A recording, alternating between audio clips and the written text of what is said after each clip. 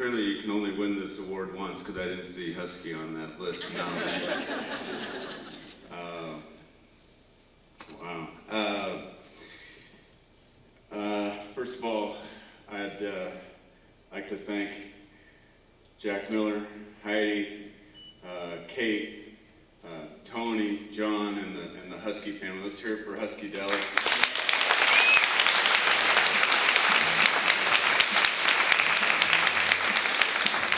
You know, it's, first of all, I could have come up with a better song than that intro.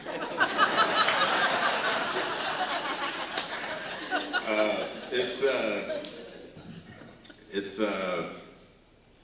not about making the sale necessarily, you know. It's about cultivating the customer. Any business that is just making money is a poor business, and no business exemplifies that more than Husky. And so I've been following their lead for many, many years, and we've gotten in some trouble on the block and had a good time doing it. The Chamber, my goodness. I've been a member for many years, and I'll say that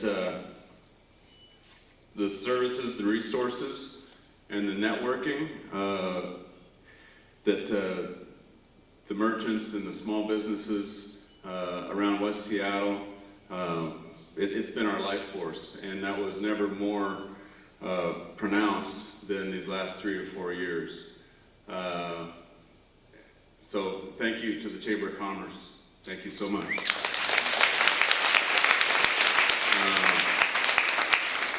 I have my beautiful wife Keisha here. I have Daisy and Archie, and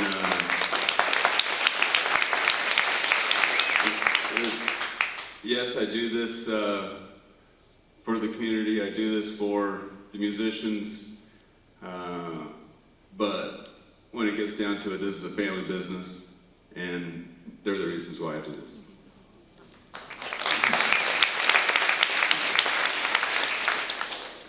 We do have a mortgage still. But none of this is possible, of course, without my staff. Over the years, I think we've employed over 2,000 people. And I have Kevin Larson, who's been with me for 25 years. He's the one that makes it all pretty, and he's our display manager, and one of the greatest music lovers that this country will ever see. Adam Tutty, who flew out from Rochester and sat at the coffee bar that had just gotten done, and he's just sitting there all day trying to get my attention. And he had flown from Rochester that morning and said, "I'm going to be working here." And I said, I'm not hiring." He said, "You will be." He flew out just because he knew Eddie Vedder shopped at Easy Street, and he was a big Pearl Jam fan and Soundgarden and all that. So he's been our GM now for 25 years. Mary Bruce, who had a career at Sony Music for a number of years, handling Bruce Springsteen and Bob Dylan and so many other artists. When they closed the branch here in Seattle, she was hired at Easy Street the very next day and has been with me for 16 years. Maria Sophia, handling our social media. I believe Maria is getting an award here pretty soon for 30 Under 30. Doing an amazing job with our events and Instagram and all of that. Nathan, Andy, Bill, and Ashland and Nick and Rod, all of our vinyl guys. Yes, vinyl has made a comeback. First, everyone, 35 years ago when I started, was getting rid of their vinyl to get these CDs. And now they're getting rid of their CDs to get the vinyl. And I've seen all of these CDs and all these records before. So anyhow, if you're selling some records, I'm your guy. That's why you see the van all over town. And it is my daily driver. because you just never know what you might find on the side of the road. But I'll buy your records, tell your neighbors. I was brought up on Capitol Hill originally. Went to Meany Middle School on 19th and Republican. I was a rec center kid. I had 3 stepdads by the time I was 12 years old. Most of that time, surprisingly, we were a single parent family with my mom. But she was cool. She just she liked to have fun, and she got around. But I was a rec center kid, and so much so that they eventually gave me a job at Montlake Rec Center. So between Miller and CAYA and Montlake, those were my spots. I didn't have big brothers or Boy Scouts or Sea Scouts or any of that.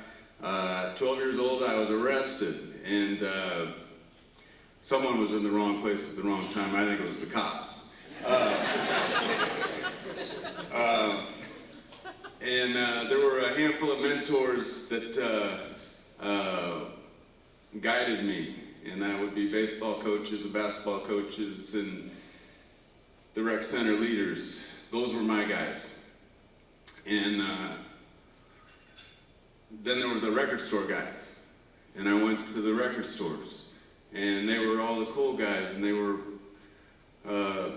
selling the David Bowie records and the Marvin Gaye catalog and the new Echo and the Bunnymen or whatever it might be, and I was all about that. And so between rec centers and record stores, I found my safe place. And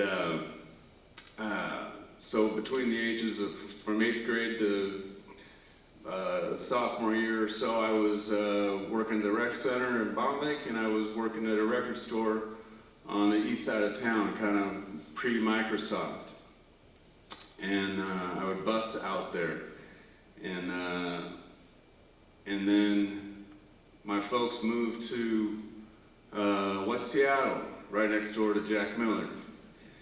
And that very same week, I went up to the record shop that was up there in the Junction, where Virago Gallery is right now. It was a record store, and it was called Penny Lane Records. And from 84, 85, 86, I worked there. And I was working at both stores, the one on the east side and the one in West Seattle. And both stores were going out of business at the same time. One on the east side was going out of business because the dude was going into rehab. He was going into rehab for the second time, and the landlord had everything locked up. The inventory was locked up in the store, and it was my job to find a way to get it out. And my boss, Willie, at Penny Lane, also a great mentor to me, well, his wife was having an affair with the manager of the record shop. Well, so they both needed to get out of business at the same time, these guys. So Willie had a year and a half left on the lease at 4537 California Avenue Southwest. And Kim had, he never even saw his store ever again.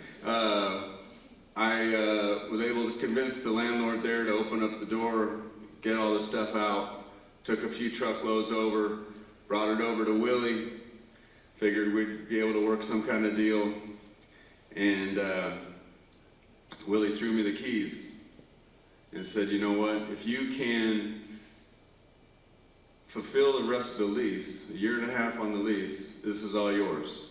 If you want, I'll talk to your mom. At this point now, I'm a sophomore at Seattle University in the humanities department. I was a total Gen X slacker kid. So there I am, 1987, 1988, trying to find my way, a bit of a recession going on at the same time, and you had to stake out your own claim. And in the pioneering spirit of the Northwest, that's what I did. And so I took over the lease, and the name Easy Street comes from that store in Bellevue that had gone out of business. And the reason why that I chose that name is it was either going to be Penny Lane or Easy Street. I didn't have time to get a business license and do all that stuff. The name had to be assigned over. And I didn't want to be a five and dime kind of place called Penny Lane. Plus, there was a lot of Penny Lane record shops all over the world because of the Beatles' Penny Lane.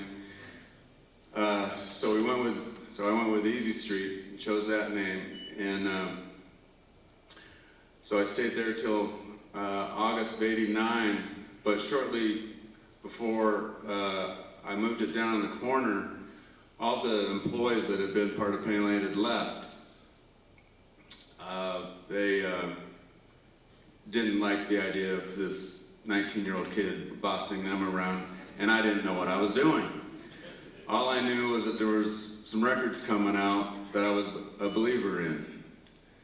There was Sir Mix-a-Lot, Posse on Broadway, and there was Mudhoney, Touch Me, I'm Sick. And there was Soundgarden, and Chris lived down the street and was a supporter of the shop. Mudhoney were supporters of the shop. And then a guy named Eddie Vedder came in, and he became a supporter of the shop. I moved everything down in August of '89, and you might wonder, how in the world did you at 20 years old or 21, I know I wasn't 21 yet, because the day that I opened, I wanted to get some beer and celebrate, and I wasn't 21 yet. So I do know that it was before I was 21 that I was there on the corner, but you gotta ask yourself, how in the world would you have, as Jack described, a prominent location in West Seattle, and arguably maybe the best location? Well, that was a time where, and a lot of people might remember this, every other storefront in West Seattle was vacant in the Junction. We had lost J.C. Penney. We had lost so many of our big retailers. The location that I am in now, the guy that was there before me, he only lasted a year. Russell's Shoes, because there were so many floods that came from the apartments up above in the Ham Building, which is now a preserved landmark, by the way. Thank you, Preservation Board. But People's Drugs was in there for 40 years. I don't know if anyone remembers People's Drugs, but one of the reasons why they went out of business was they were selling Valium over the counter. So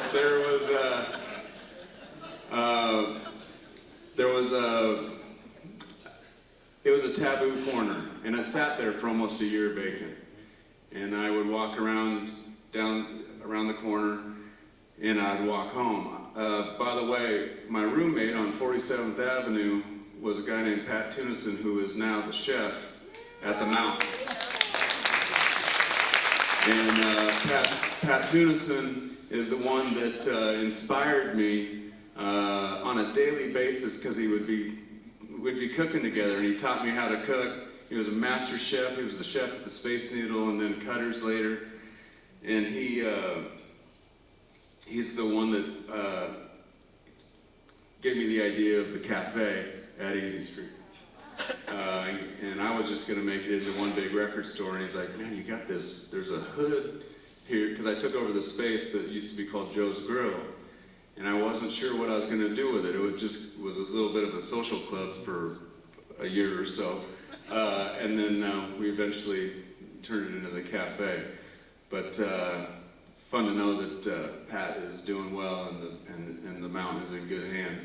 By the way, I'd like to thank Mikey Adams over here and everyone that handles our cafe, his cousin Iris, Rebecca, Isidro, our chef, has been with me for almost 20 years. So let's hear it also for the cafe side of things.